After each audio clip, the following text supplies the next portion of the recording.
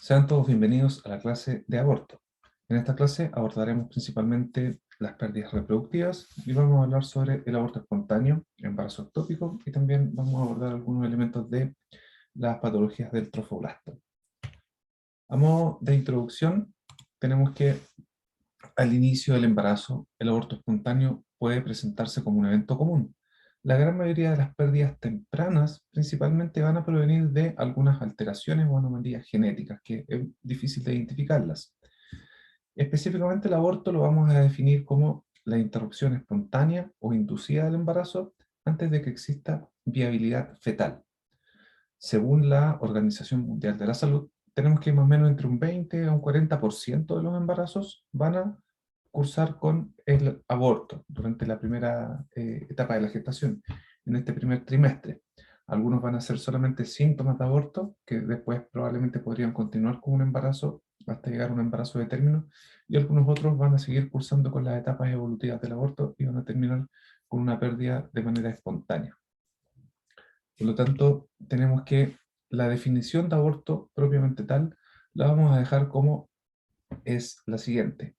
Aborto se define como la expulsión o la extracción de un embrión o un feto con un peso igual o menor a 500 gramos o con menos de 22 semanas de gestación. Entonces, esto es importante. Cuando hablamos de aborto en edad gestacional, hablamos de la pérdida que ocurre del embarazo desde que se inicia la fecundación hasta las 22 semanas de gestación. Ese, en la primera mitad del embarazo, es lo que vamos a definir como aborto.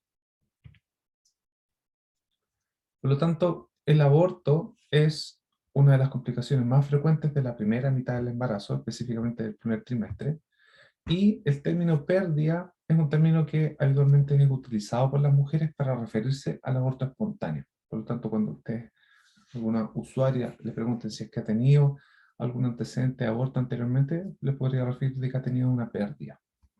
Por lo tanto, se va a asociar mucho este término de pérdida a el aborto espontáneo del embarazo. Tenemos también de que el aborto espontáneo se produce, como les decía, cerca de un 20% de los embarazos. Van a variar las cifras dependiendo de los textos en los que puedan ir encontrando. Algunos relatan que más o menos entre un 11 a un 20%. Y hay muchos abortos que son subclínicos, ¿ya? Muchos abortos que son subclínicos y que generalmente son los que ocurren en las primeras semanas de gestación, a veces de semanas muy tempranas, y probablemente en ocasiones una mujer podría tener un aborto espontáneo sin siquiera haberse dado cuenta, ¿ya? Porque probablemente todavía no habían pasado los días hasta que se hubiese hecho un test de embarazo. Los abortos espontáneos principalmente se presentan de manera habitual en las primeras 12 semanas de gestación, también pueden ocurrir después de las 12 semanas, y hablamos de los abortos tardíos, pero mayoritariamente los abortos espontáneos ocurren en las primeras 12 semanas de gestación.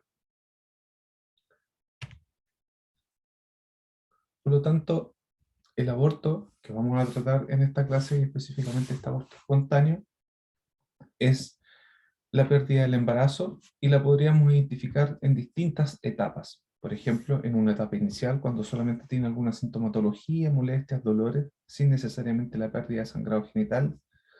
Otro caso podría ser cuando el usuario llega a la urgencia a consultar por sangrado genital, que es como lo aparece acá en la primera imagen, y podría llegar también en otra etapa evolutiva del aborto, por ejemplo, cuando el sangrado se hace más abundante, ya esto definitivamente es un aborto en evolución, o un aborto que se produjo de manera incompleta, o otro caso podría ser en el cual a través de una ecografía se identifica que hay un aborto retenido, o sea, que hay un embrión o feto sin actividad cardíaca. Desde el punto de vista de el origen de los abortos, tenemos que principalmente las anomalías genéticas o alteraciones cromosómicas representan casi la mitad de los casos de los abortos, ¿ya? Principalmente cuando hay alteraciones genéticas o anomalías cromosómicas en estas primeras semanas de manera temprana durante la gestación, a veces ese embarazo cursa con una pérdida espontánea.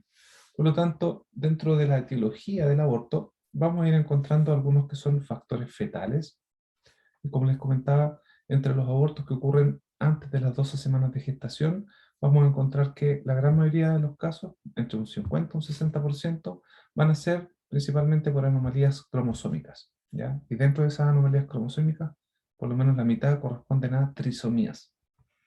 Y la mayoría de las anomalías cromosómicas van a resultar en un aborto espontáneo, ¿ya? Porque podría haber algún error en la gametogénesis, tanto materna como paterna, podría haber una dispermia, por ejemplo, la fertilización de un óvulo por más de dos espermatozoides, o podría no haber una disyunción de los cromosomas. Por lo tanto, estas podrían ser causas que van a generar que se produzca un aborto espontáneo, y habitualmente las causas de origen cromosómico principalmente se presentan en las primeras 12 semanas de la gestación. También tenemos algunos factores que se relacionan con causas de origen materno. Podrían haber, por ejemplo, anormalidades anatómicas, que el útero fuese un útero unicorne, que tuviese un solo cuerno, o un útero bicorne, o que tuviésemos una miomatosis uterina, alguna incompetencia del cuello uterino, que hubiese cicatrices uterinas por alguna intervención quirúrgica realizada anteriormente. También podrían presentarse en la madre enfermedades endocrinas, como por ejemplo el hipotiroidismo, el hipertiroidismo, una diabetes mellitus que no esté controlada. Por lo tanto, estos niveles elevados de la glicemia y de la insulina también podrían estar asociados a abortos, incluso abortos a repetición. Podrían haber también algunas enfermedades sistémicas en la madre, como lo podría ser el lupus eritematoso. También infecciones pueden ser causales de aborto, y ahí aparecen infecciones como por ejemplo sífilis, rubiola, toxoplasmosis, infecciones por virus herpes, TORCH, específicamente esta sigla que incluye varias infecciones como las que les comentaba: herpes, toxoplasmosis, citomegalovirus, y también podrían haber algunos virus, bacterias o parásitos que podrían estar generando alguna infección que podrían finalmente llevar a una pérdida temprana en el embarazo. Y por último, también podrían haber algunos factores inmunológicos, y específicamente los que se relacionan con la isoinmunización RH, ¿ya? Cuando hay incompatibilidad de grupos, podría haber también esa pérdida temprana durante la gestación. Obviamente hay factores de riesgo, hay grupos de mujeres que podrían presentar algunos riesgos que hace que fuese más frecuente en ese tipo de población la presencia del aborto en el primer trimestre del embarazo. Y algunos de esos factores de riesgo pueden ser, por ejemplo, la edad materna avanzada, el antecedente de haber tenido abortos espontáneos en embarazos anteriores, el consumo de alcohol, de drogas, de cigarro, algunas enfermedades maternas, por ejemplo, como lo vimos anteriormente, una diabetes mal controlada. Otro caso también podría ser, por ejemplo, una embarazada que esté con un dispositivo intrauterino, método anticonceptivo del DIU, y que estando con ese método anticonceptivo de DIU, igual quedar embarazada. Ese también es un factor de riesgo. Las infecciones maternas, como les comenté anteriormente, antecedentes de abortos previos, ¿ya? Y sobre todo de 2 o 3 pérdidas anteriormente en embarazo. Y también la exposición a algunas toxinas, arsénico, plomo, metales pesados, pesticidas, entre otros. La edad materna obviamente juega un rol importante acá como factor de riesgo. Pueden ver aquí ustedes en este cuadro cómo se presenta que para distintos grupos de edades vamos a encontrar qué tan frecuentes también se van encontrando los abortos espontáneos. Y aquí nos muestra esta tabla de que en los grupos de mujeres entre 40 y 44 años es notoriamente casi 5 veces mayor que el grupo en mujeres de 20 a 24 años, la presencia de que hayan ocurrido abortos espontáneos durante esta primera etapa de la gestación. Entonces, ahora ya vamos a pasar específicamente a hablar del aborto, clasificaciones, definiciones. Tenemos que el aborto espontáneo, ¿ya? Este aborto que podría tener distintas causas, dijimos, causas más relacionadas con patologías de la madre, infecciones, anomalías cromosómicas, alteraciones genéticas. Dependiendo de la etapa en la que se presente, lo podemos definir como un aborto precoz o como un aborto tardío. Recordemos que la definición que nos damos inicialmente del aborto era la pérdida que ocurría durante la gestación, que era hasta los 500 gramos o hasta las 22 semanas de gestación, ¿no? Hasta que exista viabilidad fetal. Por lo tanto, vamos ahora a hacer la definición de aborto precoz y aborto tardío. El aborto precoz es el que ocurre antes de las 12 semanas de gestación. Son los que mayormente se presentan, ¿ya? Y que principalmente las causas de aborto precoz antes de las 12 semanas de gestación, dijimos que al menos la mitad de esas causas tenía relación con anomalías cromosómicas. Y los abortos tardíos los vamos a clasificar en los abortos que ocurren entre las 12 y las 22 semanas de gestación. ¿Ya? Por lo tanto, esa va a ser la definición para hablar de un aborto precoz o de un aborto tardío.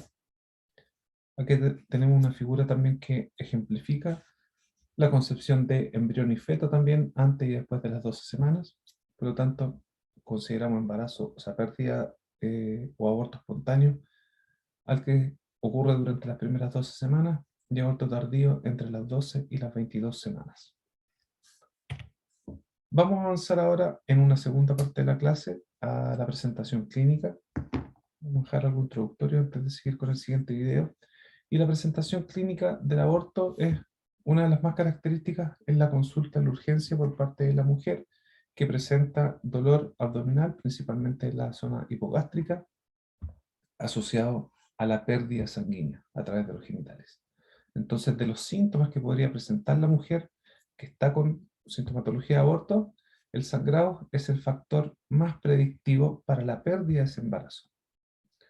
Cuando hay sangrado, y cuando este sangrado es abundante incluso, es más probable de que este embarazo termine en un aborto. Por lo tanto, todas las usuarias embarazadas que tengan embarazo en estas primeras 20 semanas, 22 semanas de gestación, que presenten dolor y que presenten sangrado genital, deben ser evaluadas. Por lo tanto, cualquier embarazada que consulte la urgencia por dolor abdominal y por pérdida de sangrado genital, tiene que ser evaluada y principalmente la evaluación incorpora sí o sí la ecografía.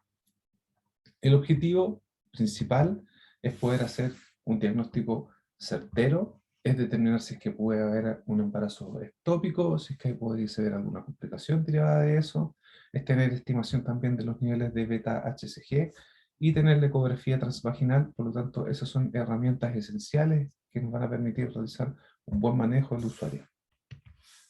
Los invito entonces ahora a ver la segunda parte de esta clase de auto.